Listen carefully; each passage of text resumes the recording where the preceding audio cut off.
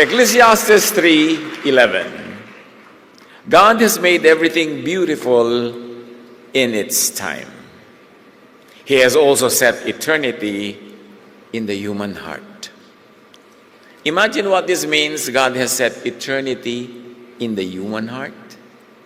The way of life, a New Year review. Turuan niyo po kami, Panginoon, na suriin ang mga nagdaang araw at ang mga darating pa na mas higit naming maipamuhay kung ano ang niloloob niyo para sa amin. Tumugma nawa sa iyong kalooban ang aming mga iniisip at ginagawa at nang sa gayon, kung ano ang layon niyo para sa amin ay siyang maganap. Kayo po ang mangusap, kaliwanagan niyo ang maghari, katotohanan niyo ang gumabay.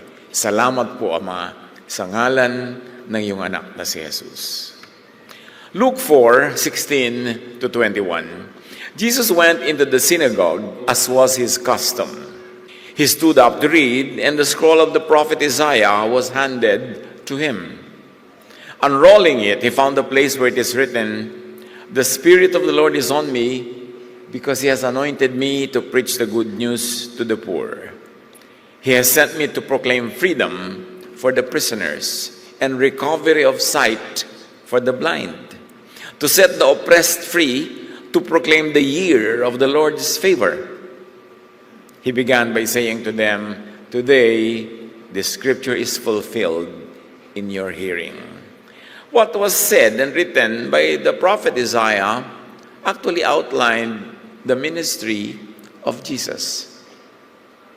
And now Jesus repeats it, he reading the very verses and adding a very powerful layer to its meaning.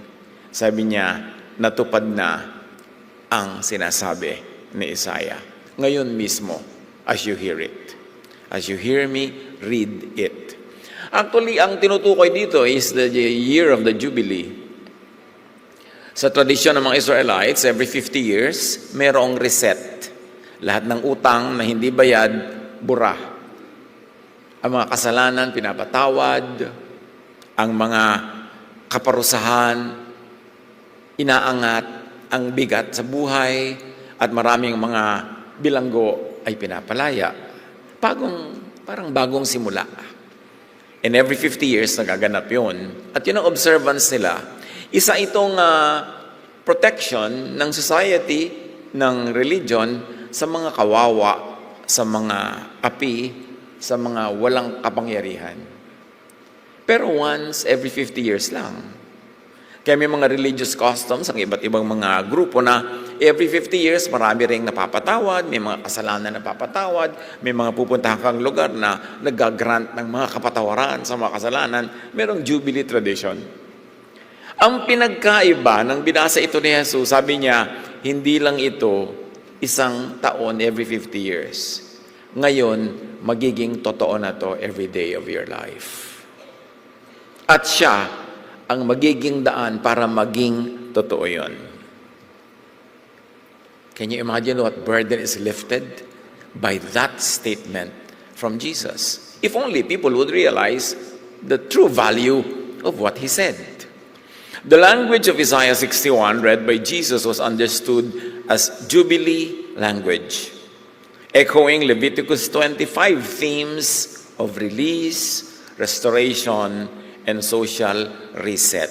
Built in sa kanilang kabihasnan itong Jubilee.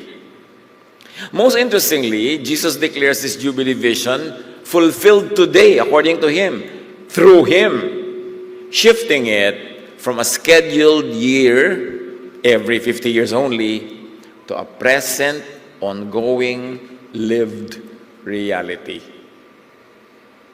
Tectonic ang movement na ginawa ni Jesus by saying these things. Jesus proclaims Jubilee as now permanent reality, no longer just a calendar date, no longer just a seasonal relief, but a regular way of life of release instead of punishment, restoration instead of exclusion, mercy instead of fear. Sabi niya, I have come that you might have life and have it to the full. Come to me, all of you who are tired and heavy laden, and I'll give you rest. I will give rest for your souls. My yoke is easy, my burden is light. And no longer limited to a one-year period within every 50 years, but now it's an ongoing, present, eternal reality among people. John 10:10, I have come that they may have life and have it abundantly. Not only every 50 years, but every day. John 17:3, this is eternal life, sabi ni Jesus, that they may know you, Father, the only true God, and Jesus Christ, whom you have sent. A very loaded statement. Sabi ni Jesus, ito ang tunay na buhay. Ito ang buhay na walang hanggan, na makilala kayo, Ama, na kayong kaisa-isang tunay na Diyos. At ako ang iyong anak, na isinugo nyo upang kayo'y ipakilala. So eternal life is in you and in me, telling people about you and about the kind of life is available to those who believe in you and those who follow you through me. Earthly life, when seen from eternity's vantage point, it's not just a preparation for the next life, as is commonly believed, but is already an integral portion of eternal life. Ang buhay na ito, ngayon, sa lugar na ito, saan yun ang buhay na ito, ay hindi lang preparasyon para sa buhay na walang hanggan. Ito'y kasama na, simula na, at bahagi na ng buhay na walang hanggan. Isang malaking shift of understanding yon. Kasi maraming iniisip, ang buhay dito'y pagsubok para lamang magkaroon ka ng qualification, magkaroon ng buhay na walang hanggan. But Jesus says, eternal life is this, knowing you and knowing me, who makes you get known. Intindihin natin yun kasi malaking change ang magiging effect sa ating attitude about life. Pag inintindi natin ang sinasabi ni Jesus, that the kingdom is not there, is not here, it's in you. Andyan na. Kailangan mo lang ipamuhay kasi pinamamahayan ka na ng Espiritu ng Diyos. You are the kingdom of God. Not a political entity, not a nation, not a race, not a building, not a religion, but you are the temple of the living God. Can you imagine what kind of freedom is brought about by that realization?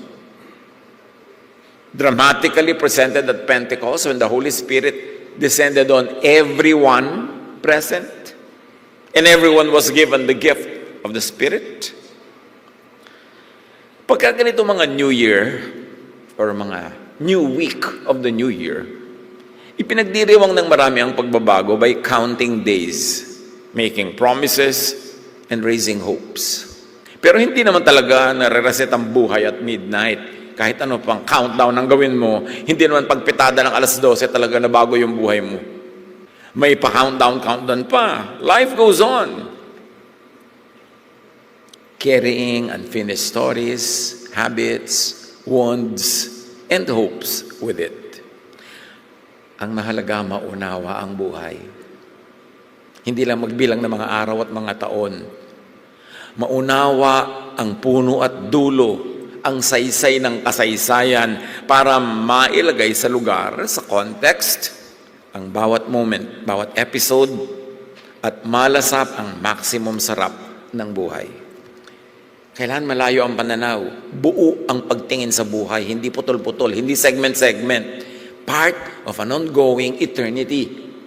At binuksan ni Jesus yung mga mata ng mga tao kung ano ang kahulugan ng eternal life. A new year is not magic. It's an invitation and an inquiry. Nagtatanong ang new year kung ano ang handa tayong bitawan, i-repair, buuin muli, simulan. Sa darating ng mga araw ba ay ready, willing, and able ba tayong mabuhay sa katotohanan ng mas totoo, mas ayon sa mga dati na at lagi namang nakatakda na hindi naiiba, New Year or Old Year. Ang New Year ay hamon para din suriin pa ng mas malalim ang buhay sa mundo, ang kahulugan at pamamaraan nito. Para bas makasakay, makaayon at makidaloy tayo sa mga agos ng buhay na siya at siyang makakapangyari at mangyayari. Pagka ang pananaw natin limited, pang-araw, pang-oras, pang-linggo, pang-buwan, pang-taon, mahirap makita yung buong picture. At kailangan lumayo-layo, lumalim-lalim ng pag-iisip para magkaroon ng saysay ang bawat sandaling nagaganap sa ating buhay. Para hindi lang tayo dagdag ng mga taong binibilang, habang dumadaan ang mga taon ay dagdag ang mga mahal na buhay sa buhay nating sumasakabilang buhay. Nahalata nyo ba yun? Padami ng padami ang lumilipat ang listahan sa RIP. So huwag masayang yung mga ganong klaseng paglipat-lipat ng mga listahan, kundi masakyan natin ang mas malalim, mas makabuluhang buhay. Ano ba talaga ito? Nililibang kasi tayo at minsan nililihis ng ating mga daily needs, ng mga pangangailangan, ng mga desires, ng mga ups and downs, ng mga emosyon. Kaya tuloy, dumadaan na lang at nauubos ang buhay sa mundong ito na halos ay di pa rin natin maunawa kung ano ba talaga. Ba't pa tayo nandito? Ano ba talaga? Ipapanganak ka lang para ka tumanda at kung pala rin at bigyan ng pagpapala magkaroon ka ng anak ay magkaanak at magkaapo tapos tumanda ka at mamatay ka. Ganun lang ba yun? Paikot-ikot na lang. O may iba pang hulugan yan. Isinilang ka ba sa mundo para lang tumanda at mamatay din? Dumaan ka lang dito? O may iba pa? What to know more deeply, relearn and appreciate about life. Life is shaped and sustained by natural law and quantum or supernatural laws. Isang bagay na dapat alamin at tanggapin. Meron talagang natural law. So kung may namamatay, may nabubuhay, may dumadating, may umaalis, may tumataas, may bumababa, may nahuhulog, natural law lahat yan. Ang creation ay may takdang patterns and rhythm. Jeremiah 32:25, thus says the Lord, if I have not established my covenant with day and night, and fixed laws of heaven and earth, then ... Ang mahalaga itong part ng sentence na to, na sinasabi dito, creation runs on fixed, unchanging laws. Day, night, heaven, earth, gravity, physics, velocity, buoyancy, lahat yan. Reality is ordered, sustained, and reliable. The more you know about natural law and reality, the more you are able to benefit from life. Bakit ba nakakapagreseta ang doktor ng mga gamot? Kasi na-observe na nila na itong ganitong chemical composition, pagkakainain mo, ininom mo sa ganitong oras, sa ganong dami, itong magiging epekto sa iyong kalusugan. Natural law yun. Nandun na lagi, na-discover lang later ng mga tao. And the more you realize this, and the more you know about how the laws and the dynamics of nature, the more you are able to benefit from the beauty of God's design.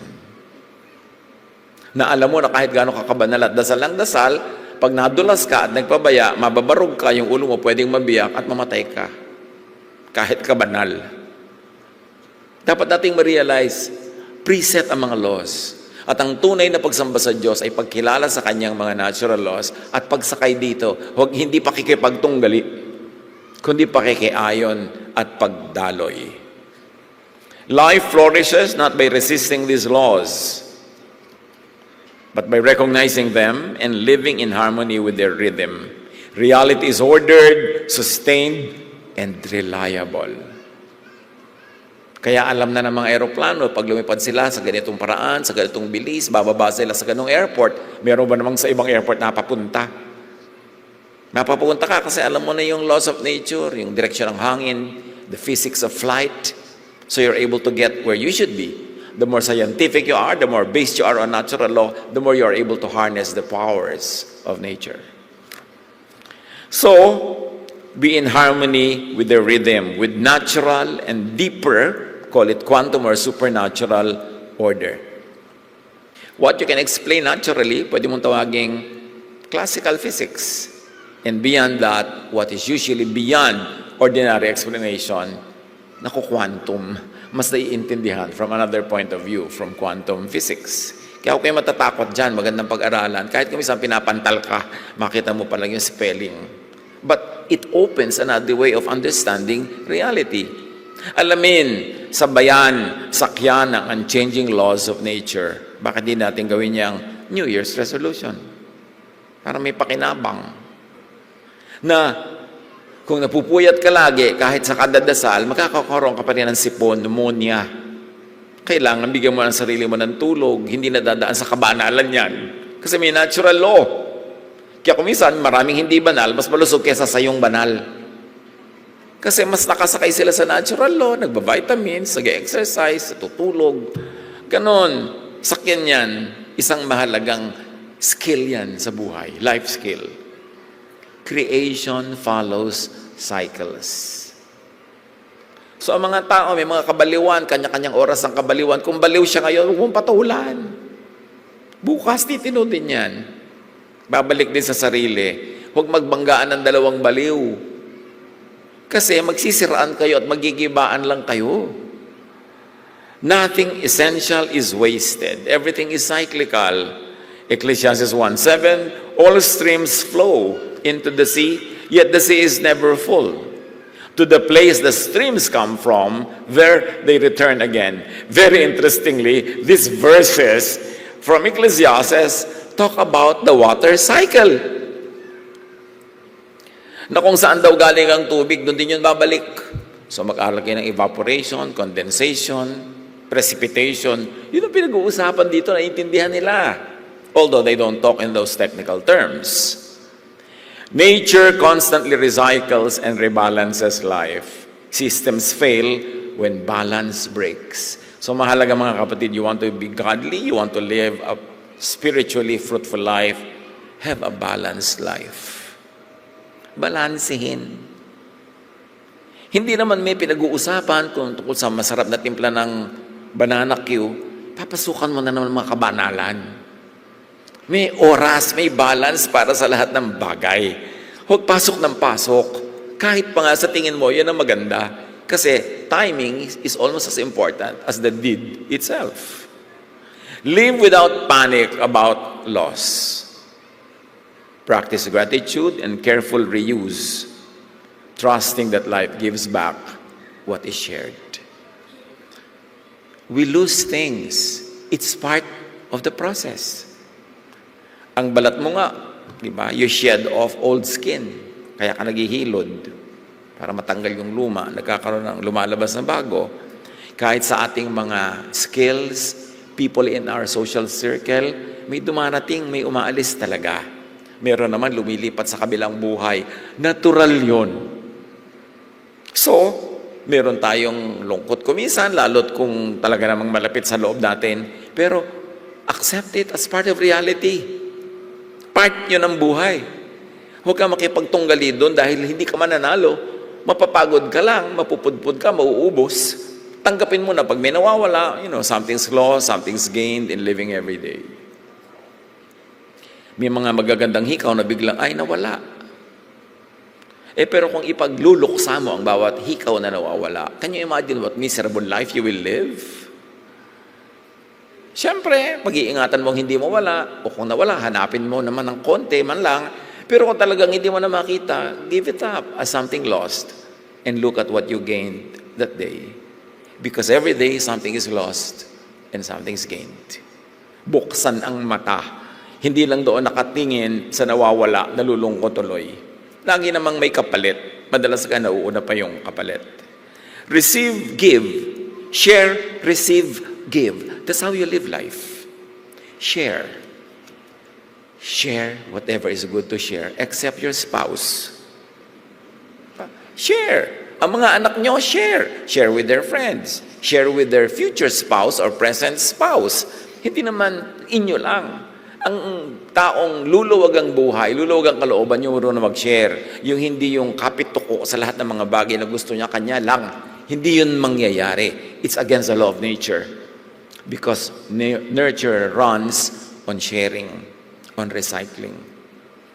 Walang nawawala, paikot-ikot lang, kahit buhay, kahit mahal sa buhay. Narito lang tayong lahat, paikot-ikot in various forms. Tulad ng water cycle, kuminsan liquid, kuminsan solid, kuminsan vapor, pero nandyan lang din. Because since the creation of the world, not one drop of water was ever lost or gained. Doon napakagaling ng Diyos na creator natin, mag-recycle. So ganun din tayo dapat. You should be able to recycle feelings, recycle dreams and aspirations. May nabapalitan, may nawawala, may dumarating. Huwag makipag-contest dyan. It is the law of nature. And very importantly, pag nawawala o parang papunta na sa pagwala, let go. Let go. I always ask people, yung mga namamatayan, usually gusto kong pumupunta sa mga namamatayan, yung oras na hindi matao, para makapagsarilinan kayo ng mga naulila. Hindi yung ang dami-daming tao, wala na kayong meaningful conversation. At isa kong laging tinatanong, na-release mo na ba? O yung asawa mo, sumakabilang buhay, na-release mo na ba? I-release mo na. Tinawag na ng Panginoon, kinuha na. Huwag ka na magkapit-tuko. Lima na lang gusto mong sumama na. Kung hindi naman, release mo.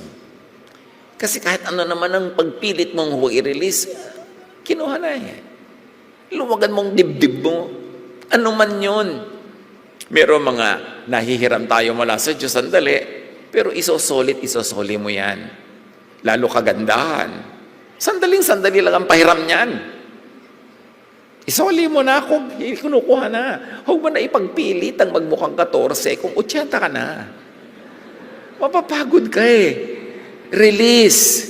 Let go. Live in your reality. Isang bagay yan. At may 50 lang tayong iisa-isahin ngayon. Kaya sana nagbaon kayo ng tanghalian. What else do you know more deeply about life para ma-appreciate natin ang kahulugan nito? Humans appeared late in creation. Nauna na yung mga iba. Pati mga tuko, mga palaka, nauna na. Not as owners, but as stewards. Ang tao huling nilikha, kahuli-hulihan, tapos nagpahinga na ang Diyos. Realize what that means. We are not creators, we are not owners, but we are stewards. Tagapangalaga lang. Nakakahiram-hiram mula sa Diyos. Being created in God's image means responsibility to care for creation, not exploitation, and not ownership. You don't own anyone. You don't own your spouse, you don't own your children, you don't own your parent, you don't own anyone. Tayo yung mga binigyan ng Panginoon ng assignment to care for one another, not to possess one another. The more we understand that, the easier life would be for us and for those we love. Genesis 2:15, the Lord God took the human and put him in the garden to work it and take care of it. Kahit nature, trabaho natin yan, alagaan, hindi yung ide-develop, na ibig sabihin, kakalbuhin mo yung gubat, ifa-flatten mo yung lupa, tatambakan mo ang mga ilog para maging lote mo. Hindi yun development, yun ay distraction. And the more we realize that kind of responsibility, and the more we are serious about doing that kind of work, the easier it will be for us and for everyone around us to have a better life. Ecology shows powerful actors must care for the system, not extract, or the system collapses, including themselves. Hanap ng life sa Mars, sa Moon, tapos sinisira natin ang lahat ng life forms dito sa sarili nating planet. What kind of foolishness is that? Hanap ng trace of water sa Mars, tapos yung mga water natin dito, pinupulyot natin. Sinisira natin yung mga water tables. Come on! Dapat ma-realize natin that we don't own. We are custodians. Nakikihiram, nakikigamit, hindi may-ari. Treat body, people, land, money, power, ano pa man, as entrusted, not possessed. Share. Nothing is ours. Let go. Set free. Give way. Huwag magkamal ng mga bagay na hindi mo naman kayang ubusin kahit sa isang buong lifetime. Sayang ang pagod. Mapupunta din yan sa iba. Pag hindi para sa'yo, pag hindi sapat sa'yo, mapupunta sa iba. Rest is built into reality. Isa pa natin yan dapat isipin. Endless, fruitless labor is ungodlike. And this is what makes me sad when I see many people that are so underprivileged, so deprived. Kulang na kulang ang kinikita, kulang na kulang ang pera, ang oras para sa sarili, nagasgas na ang buhay katatrabaho araw-araw, hindi naman tamad pero hindi makaahon sa hirap, hanggang mamatay na lang nang nakalugmok pa rin sa kahirapan. Parang nadaya, hindi niya nalasap yung mga niloloob ng Diyos na lasapin niya sa buhay na ito, because some people are so selfish and so greedy, depriving everyone else who are under their power. At tayo man, kahit yung kusa natin pagtatrabaho, yung trabaho ka ng trabaho, you should never forget that God ordered us to rest. Hebrews 4:10, anyone who enters God's rest also rests from their works, just as God did from His. As much as our resources will allow, observe more rest. Magulang ka, mag-rest ka rin kahit mahal mo ang mga anak mo at gusto mo mag-provide. Hindi yung uubusin mo na lahat ng lakas mo para sa mga anak mo, which is not bad, pero dapat marunong ka mag-balance. May matira sa iyong sarili, marunong ka rin magpahinga, marunong ka magbigay sa sarili mo rin ng mga bagay na gusto mo, kasi pareho ka nila, kasama ka sa gusto ng Diyos na lumasap ng kabutihan niya. Huwag sobrang magsakripisyo to the point na ikaw na yung wala nang natamasang kabutihan. Rest is not only pagpapahinga sa pagod. Yun ay pagtigil sa lahat ng mga bagay na umaagaw sa ating atensyon para magkaroon tayo ng oras na mag-isip-isip, magbulay-bulay tungkol sa mas matataas na bagay na dapat marating ng ating espiritu. But when you are too busy toiling just for survival, you are deprived of the opportunity to think of the much nobler things that will elevate your spirituality, your consciousness, your personhood. And this is what poverty does to people. Inaagawan sila ng time, talent, treasure para mapaasenso ang kanilang espiritu, ang kanilang kaluluwa, ang kanilang pagkatao. Growth and repair occur during rest. Chronic stress without recovery degrades immunity, cognition, and even lifespan. Kahit sa mga nagba-bodybuilding, kailan lumalaki ang muscle ng bodybuilder? Hindi habang nagbubuhat siya ng mga weights. Bukas, sa rest day niya, doon nag-grow yung muscle. Growth happens at rest, not at work. So dapat huwag mo i-deprive yung sarili mo ng rest. Kahit mental growth, nangyayari yan when you're at rest. Kaya pag may mga kukuha ng board, mga exam, mga bar, maglalapitan sa akin, pag-pray niyo po ako, pag-pray niyo po. Ano bang balak mo between now and next week na exam mo na? Naku, mag-aaral pa po. Tumigil ka na. Di ba siya mataong ka na nag-aaral?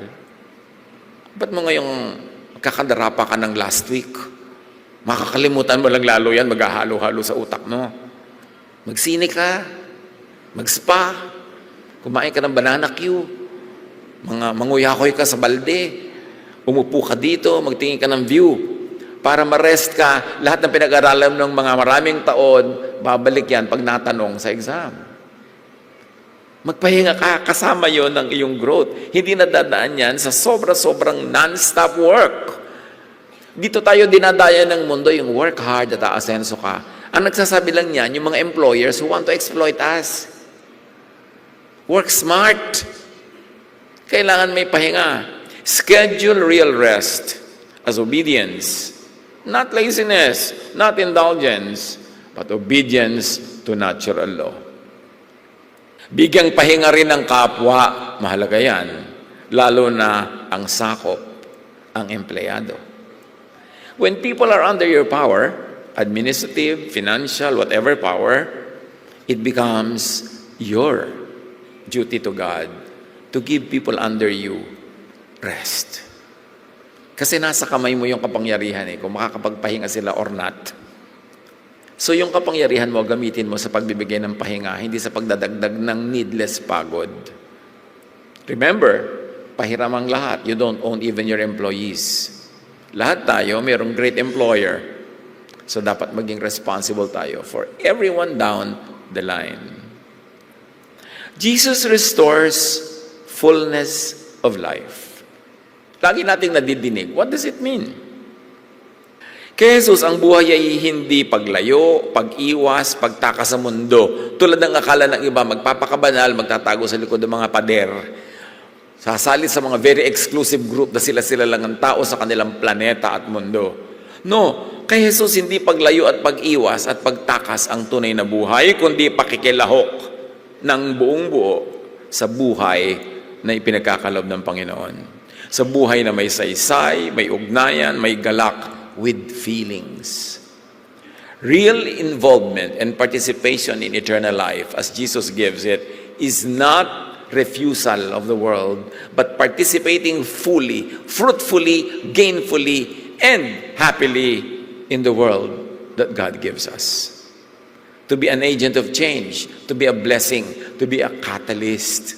Napakahalagang uriin yun. Hindi sa pag-iwas sa mundo, kundi sa pakikilahok in gainful, fruitful, and loving ways. Eternal life is participation, not escape. Iniisip na iba, ang escape is mawala ka sa mundong ito at lumipat ka sa isang perfect world. No, it begins here. This is the world that God gave us. Pero iniiba ng marami, pinapasama nila yung mundo na ang goal mo laging tumakas at umalis sa mundo. Eh, andito tayo Paano magiging masama ang bagay na nilikha ng Diyos? John 10:10, I have come that they may have life and have it to the full. Where? Here. Now.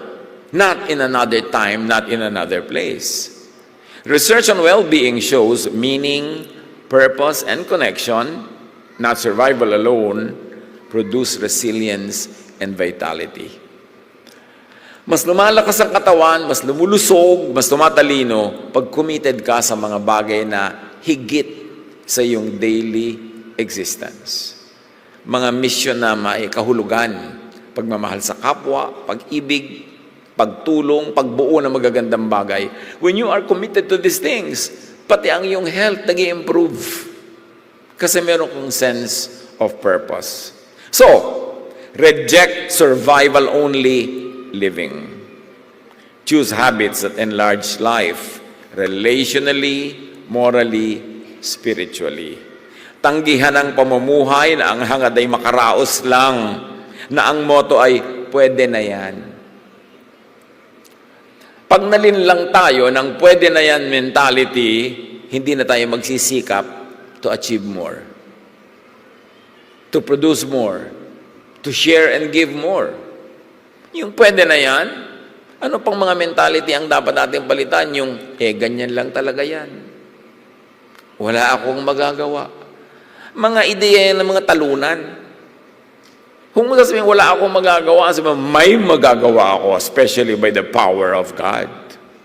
Kung sabihin, ganyan lang talaga yan, tapos hindi, dapat ganyan yan, palitan natin, ayusin natin. Hindi pwede na yan, kundi no, pwede pa natin ayusin yan, improvein pa yan. Because sabi ni Jesus, I came that they might have life and have it to the full. Hindi naman sinabi ni Jesus na pwede na yan. Sabi niya, to the full. Yung todo.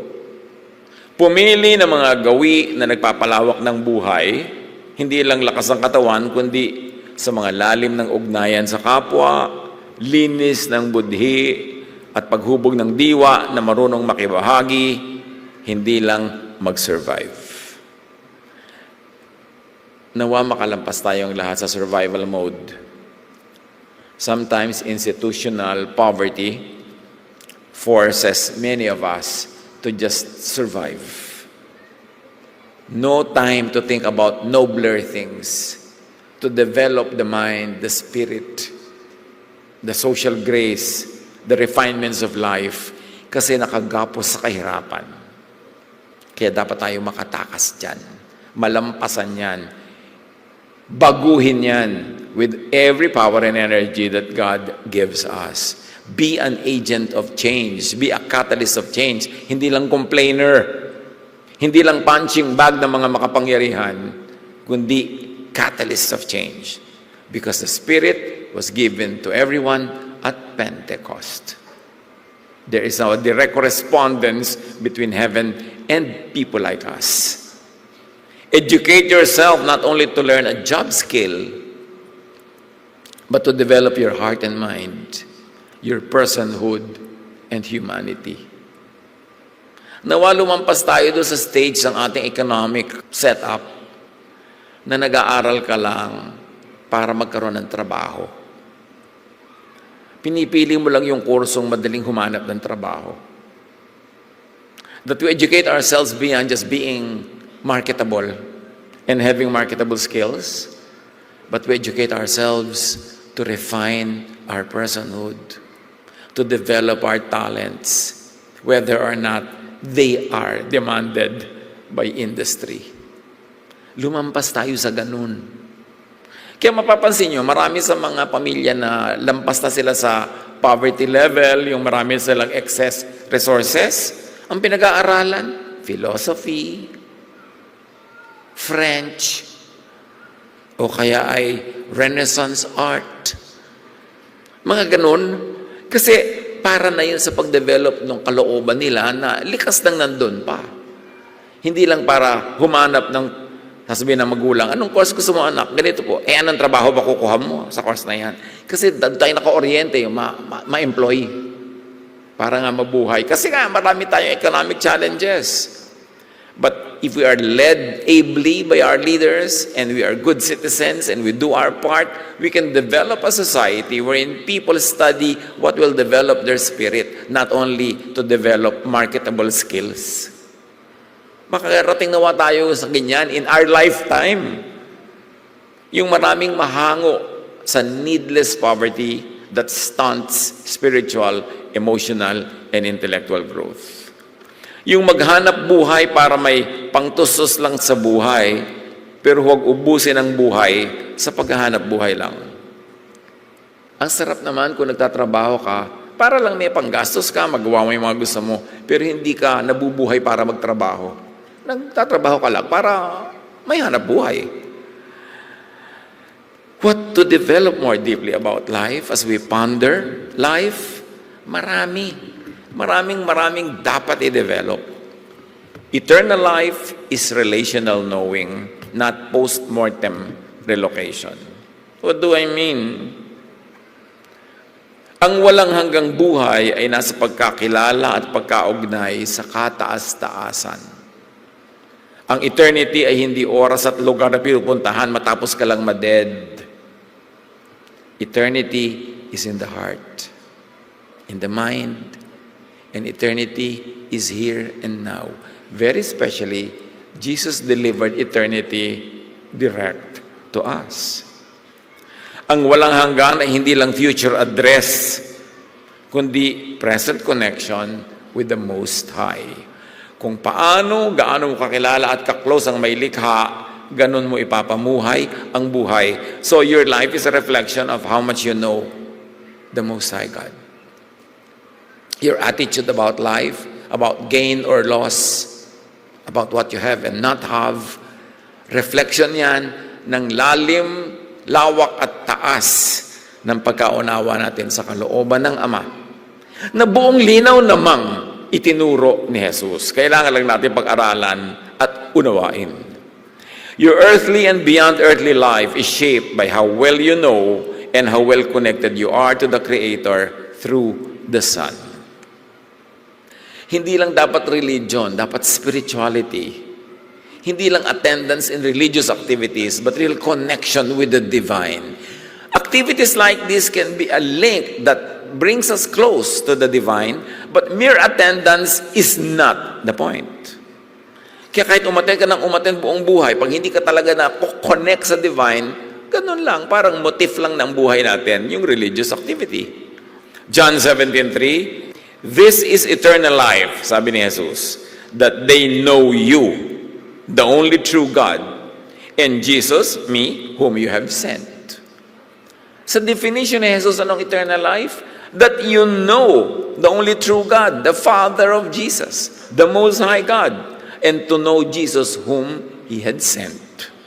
Pag alam mo yon, naunawa mo, nakasay ka dun sa katotohanan na yon, that is eternal life. Hindi yung joining a religion gets you into eternal life, or doing a certain ritual gets you eternal life, or doing a formula prayer gets you into eternal life. It is knowing the Father of the Lord Jesus, the Most High God. May nangyayari when you vibrate with the vibration of the divine, when you enter the frequency of the Most High God, you are in eternal frequency. Knowing the Creator shapes how we see and live. Knowing does not stay in the mind as thought. It moves out of the world as lifestyle. Kaya sabi ni Jesus, you will know them by their fruits. Sa bunga ng tao, malalaman kung nakakonekta talaga sila sa Ama. Ano ba yung bunga? Di ba yung kapayapaan, pag-ibig, katahimikan ng loob, tibay ng loob, tining, hindi agad-agad na naliligalig, hindi agad-agad nagagalit, natatakot, matining ang loob, payapa ang kalooban, restful. Yun ang bunga ng pagkakilala sa tunay na Diyos. Kaya malalaman mo kung kanino nakakonect, sa tunay na Diyos o sa hindi, kung ano ang bunga sa buhay. Sabi ni Jesus, a city set on a hill cannot be hidden. You will be known by your fruits. So invest daily in vibrating with the Most High's presence and frequency, not in religious performance. Hindi sa pagbabanal-banalan. It is vibrating with the divine. And I always like to use principles of quantum physics kasi mas nai-illustrate eh. If only we will have a working knowledge of basic principles, hindi iniiba ang katotohanan. Nagkakaroon ng ibang lente through which you see it. Nagkakaroon ng ibang additional lenses yung microscope mo, mas malaki ang nakikita. Or telescope, mas malayo ang nararating. Life is programmed to reproduce, sustain, and cooperate. Interdependence is design. Another principle by which we can live more fruitfully. Life is meant to reproduce, to sustain, and to cooperate. Interdependence is not kapintasan, it is design. Walang nabubuhay mag-isa na puno or full. Ang lakas at ganda ng buhay ay nasa pakikipagtulungan, hindi pagsasarili. Mga magulang, lalo nagpapalaki kayo ng mga bata, turuan sila ng cooperation, hindi ng competition. Yung mga bata, bakit mo gustong ipasok yung anak mo sa ganung school? Kasi very competitive ang training ng school na yun. Talaga, gusto mong isuong ang anak mo sa lifelong competition? What kind of life will be lived always in competitive mode? Laging dapat siya ang most test, siya ang number one, siya ang pinakapanalo, siya ang pinakamataas ang grade. Gusto mo talaga na maging alipin ng ganong kasinungalingan ng iyong anak?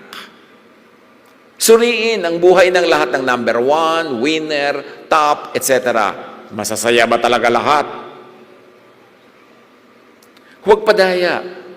Turuan ang mga bata ng cooperation sa kanilang magkakapatid.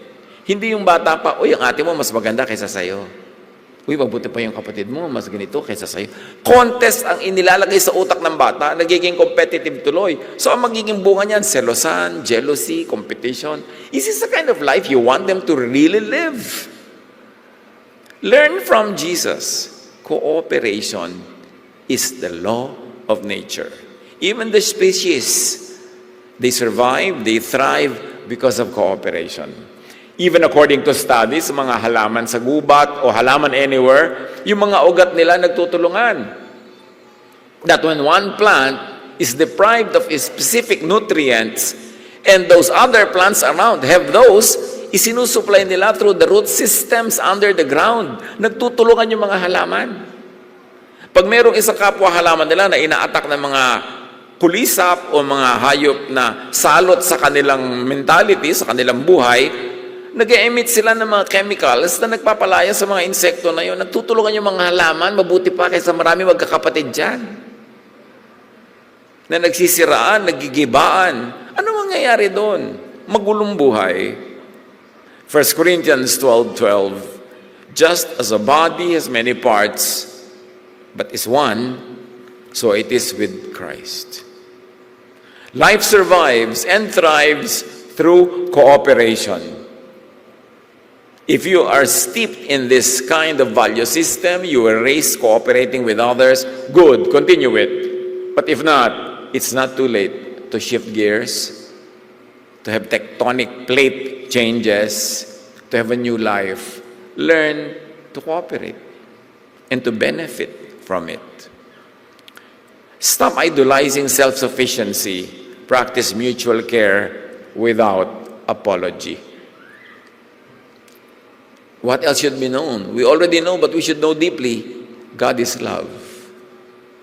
Ang daling sabihin, pero yung maraming tao who claim to be godly, religious, loving ba? Doon lang naman nagkakatalo. Doon nagkakakilanlan. Kung kilala nga ba ang Diyos, loving ba? Kung ang kataas-taasan ay pag-ibig, ang buhay ay pinalalawig at pinatitingkad, hindi ng takot, kundi ng pag-ibig na malaya at marunong magpalaya sa kapwa. Kung ano mang kapangyarihan ang ipinahiram sa iyo ng may likha, gamitin mo para magpalaya ng kapwa, hindi para magkulong at magtali.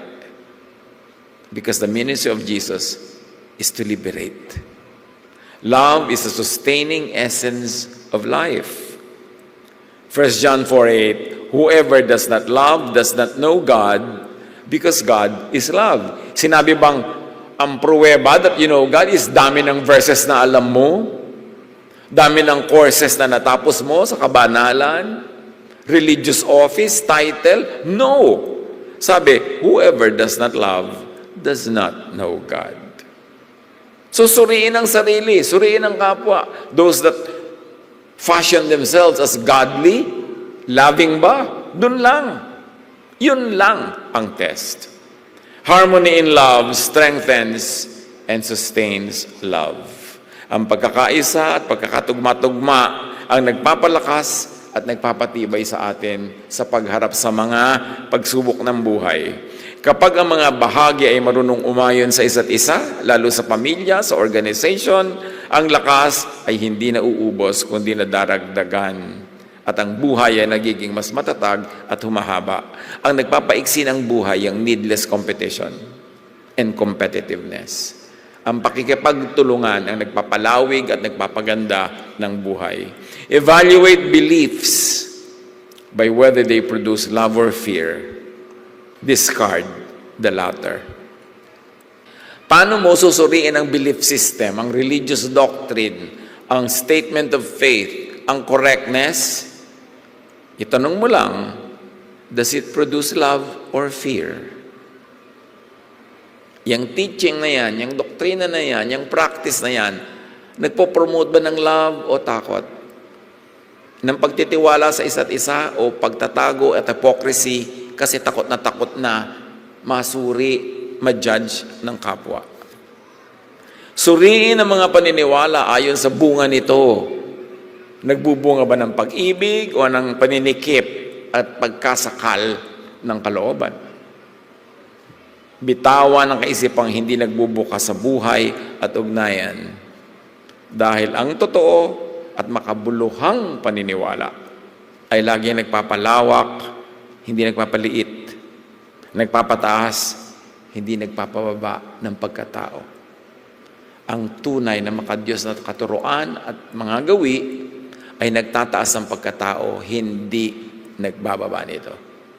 Hindi nangiinsulto, hindi nangihiya, hindi naninira, kundi bumubuo.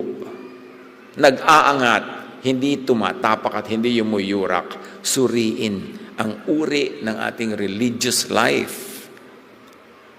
Love unifies, heals, and preserves. Loving is already participating in eternity. Di ba? Sabi ka na, if you love, you know God. So if you are loving, you are already in God's presence. You are already into eternity. Ang pagmamahal ay pakikilahok na agad sa walang hanggan. Kasi nga, God is love. And when you love, you are in the realm of God. You are in eternity. Huwag tumunganga at maghintay sa kabilang buhay. Ngayon pa lang, ay pumasok at makilahok na sa eternal life by loving. Inoperationalize na ni Jesus. Ginawa na niyang manual na madaling maintindihan at kopyahin. Love. Whoever loves is in God. Whoever does not love does not know God. Ganun kasimple. 1 John 4:12, if we love one another, God lives in us. And His love is made complete in us. How does God live in us daw? If we love one another. God lives in us. Love is the way, the door to eternity. Enter eternity through the door of the Most High, the way of the Son, Jesus, which is the way of love. Paulit-ulit na tayo nito, nagdurugo na mga tenga nyo, kauulit ko nito, pero pagduguin pa natin.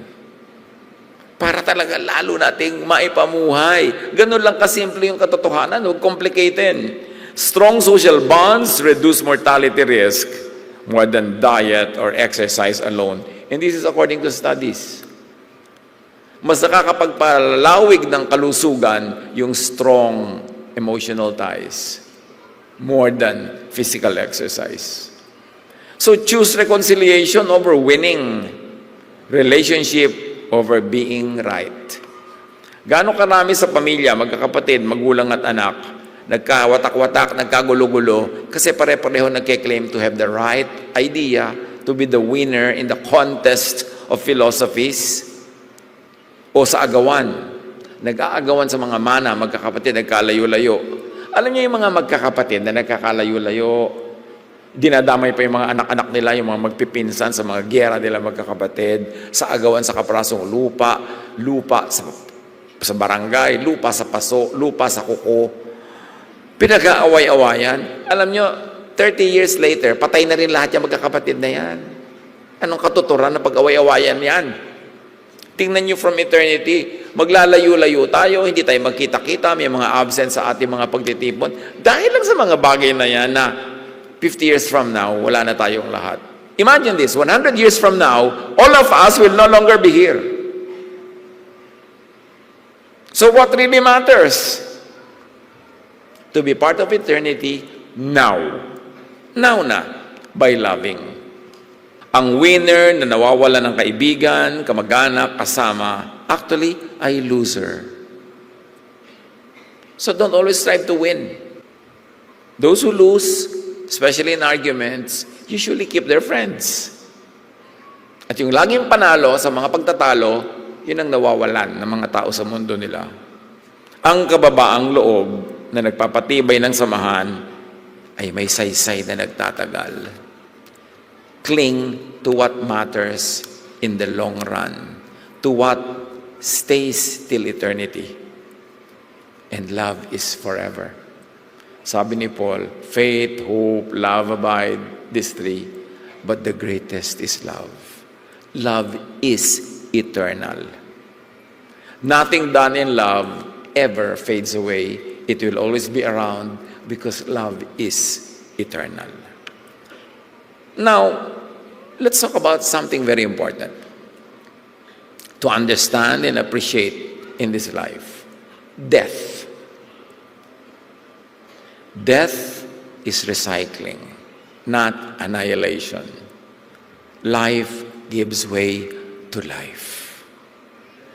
Death is not an ending. It is just the closing chapter of a never-ending eternity and opens to the next chapter. Bakit natin kailangan itong maunawa at matanggap? Kasi mangyayari at mangyayari. Wala naman nakakaiwas dyan. The more you understand it, the earlier you accept it as part of life, mas magiging mas madali ang lahat. Ang kamatayan ay hindi wakas kundi paglipat lang at muling pag-ikot, pag-recycle. John 12:24, sabi ni Jesus, unless a grain of wheat dies, it remains alone. If it dies, it produces many seeds. So sa point of view ni Jesus, which is eternal, hindi naman namatay yung seed. Kasi nung inilibing mo sa lupa, maraming ibang sumulpot ng mga bagong usbong, dumami siya lalo. Apply that to all kinds of life forms. Because as far as God is concerned, who is creator of life, ganun lang yun. Death feeds new life. So, face aging, loss, and dying without terror. Live generously, not defensively. Do what you can to keep yourself healthy. Ang loved ones natin, let's keep them as healthy as possible.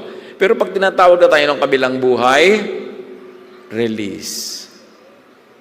Let go. It's not the end of eternity. It's just the beginning of another chapter. Live well and die beautiful. Yung mamamatay ka na talaga, di mamatay ka. Anong gagawin mo? Hindi mo naman yan mapipigil. Ang mahalaga lang, you are not possessed by regrets. Na ito, namamatay na ako, sayang naman, hindi ko pa naibigay yung gusto ko ibigay sa kay ganon, hindi ko pa namahal si ganyan, hindi ko nadalaw si ganon, hindi ko nagawa yung ganong kabutihan. Dapat wala tayong regrets kasi everyday ginagawa mo na kung ano yung dapat. Nagmamahal ka na, nagbibigay ka na, nag-share ka na, and when you die, die. It's really that simple. Mahirap pag ginagawa mong emotional issue. Pero sino naman nakalutas ng emotional issue niyan? Kaya mga hari, mga pharaoh, mga emperor, mga billionaire, everybody dies. Accept it.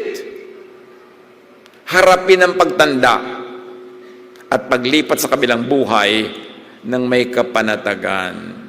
Hindi ngarag na pagkapit tuko sa earthly life. You cannot hold on to earthly life forever.